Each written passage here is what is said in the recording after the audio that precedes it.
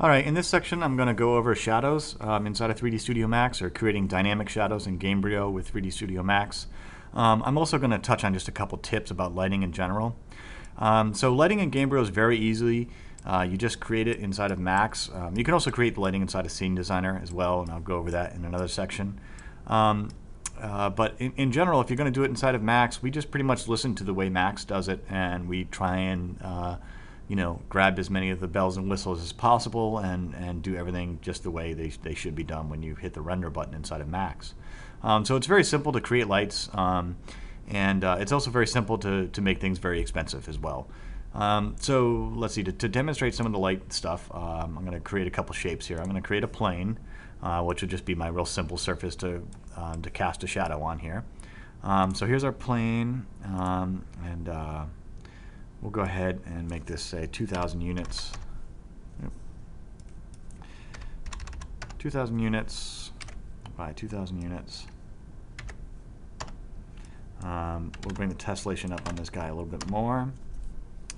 And then we'll create a real simple box up here in space. And we'll create a happy little sphere too here. There's our happy little sphere, and we'll move this guy off of the plane as well.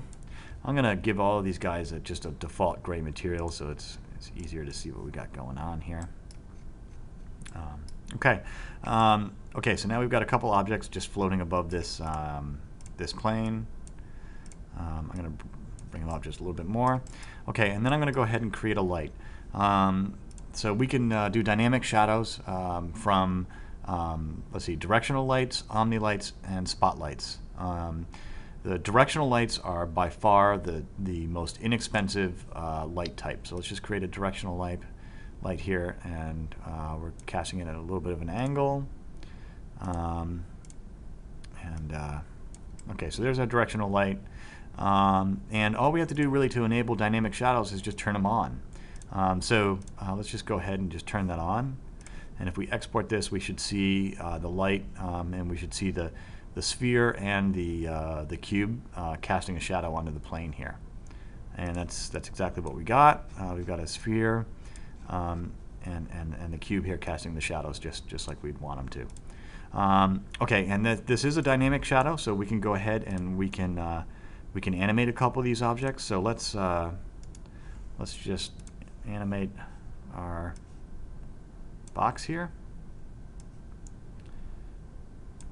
There we go. And then we'll bring him back to his home position at the end of the animation. Okay. And then we'll go ahead and animate the sphere as well. We'll have this guy go up and down in space. Getting real fancy here. Okay, so now it's going up, and it's actually going out of above the light there, but it's a directional light, so it doesn't really have a position. It just has a direction. The directional lights, which is one of the reasons that they're really cheap, as opposed to, say, omni lights, which have to cast in a radius, and spotlights, which have to cast in a direction, and then also figure out which object that they're including and which object they're not including.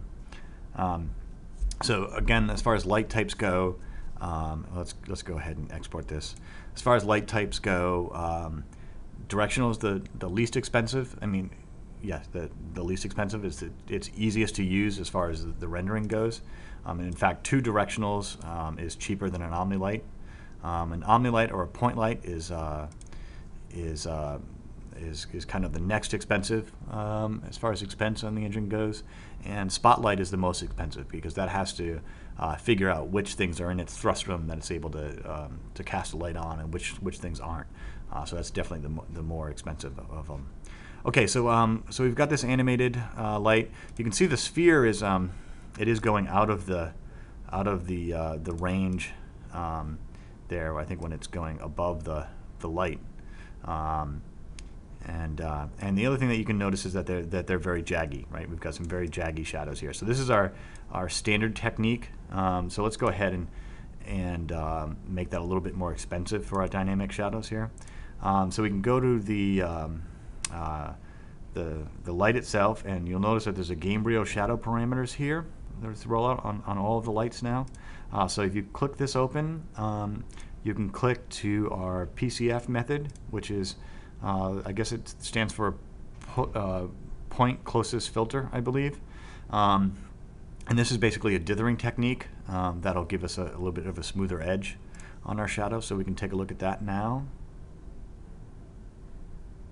Also, anything else that you can animate with lights, like their color can be animated, and their intensity can be animated.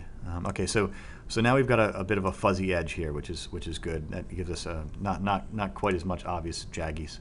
The other thing we can do to adjust our resolution on the dynamic shadows is under just the regular shadow map parameters. You've got the map size, and this is the map size that it's actually using to render the shadow texture to. Okay, so it's using a 512, which is actually pretty big as it is. We could bring this up to 1024, and we're going to get a crisper shadow edge.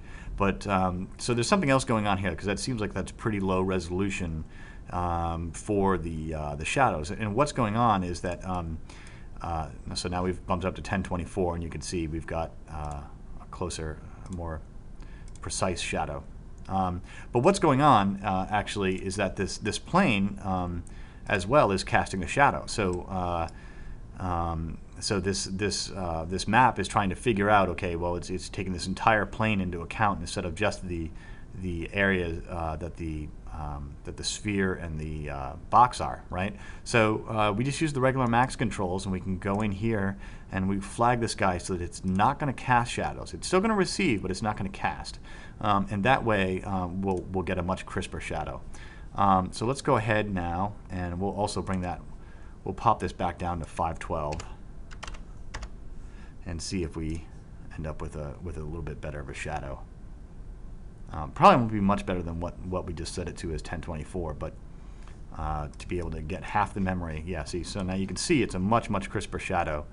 Even though I brought it down to 512, it's a much better shadow than what we were getting before by just removing this plane as a caster. So it can still receive shadows, but as long as it's not casting. So that's something important to remember when you're creating dynamic shadows, is stuff that you're casting on. You want to make sure that, if it's a big something that you're casting it on, and that thing doesn't need to cast a shadow itself, definitely remove it from the shadow casters category. As far as most of the other light things go, we try and listen to what Max and Maya, what their normal controls are. So inside of Max, the include and exclude lists. If we go ahead and we exclude the sphere here, this guy will no longer be in that light list now, and it won't be lit or casting a shadow. So you can see it's completely black now, and it's not casting a shadow.